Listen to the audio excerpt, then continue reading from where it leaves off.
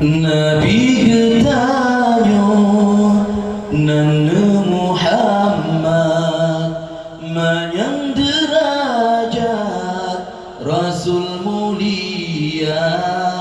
Ibunda Nabi Nana Aminah Ayah Abdullah Quraish mulia Bunda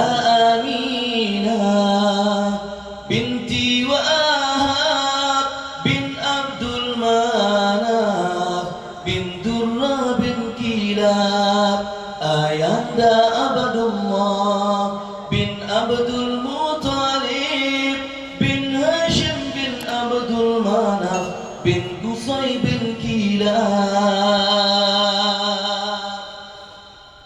bin Murrah bin Ka'ab bin Lu'ay bin Ghalib bin Firin bin Malik bin Nadar bin Kinana bin Khudaimah bin Mudrika bin Ilyas bin Mudar bin Nidar bin Ma'ad bin Adnan bin Ud bin Muqawwim bin Nahur bin Tayra bin Yarub bin Yasjud bin Nabi bin Ismail bin Ibrahim yang keturunan Nabi Muhammad Habibullah menasab rohbah Nabi Ibrahim Khalilullah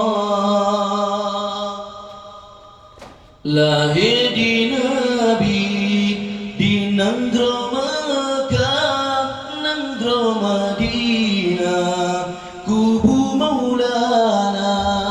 urus selanyan tanggai 12 ni batun gajah Rabiul Ula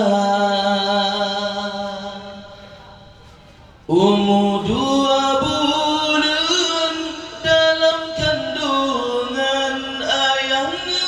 sayang mentinggai dunia yatim lam kandung di Rasulullah kata li ayah lahir Maulana kamati apui majusi semua hancur dumpuna patung-patung berhala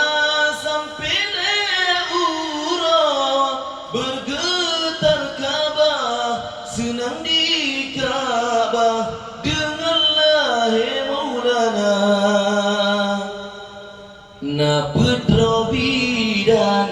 lahir Rasulullah Maryam Asia Sarah ngan Hawa ma'ridha Nabi nan Suwaibah Halimatu Sa'diyah ma'ridha kedua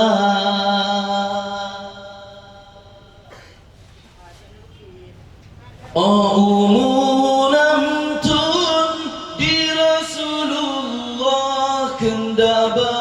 Allah sakit di poma hana trip sakit wafud Aminah liuh tali ayah kata lempoma yatim piatu masajud Nabi kendaba Rabbi nyan kehudib Maulana tinggal sajane Abdul Muttalib yang asuhudib masajud di Maulana umu pedotun Nabi Muhammad hendak hadarat wahyu pertama ke Rasul Allah Nabi angkat di sidih tempat di Gua Hira leblatun Nabi dakwah di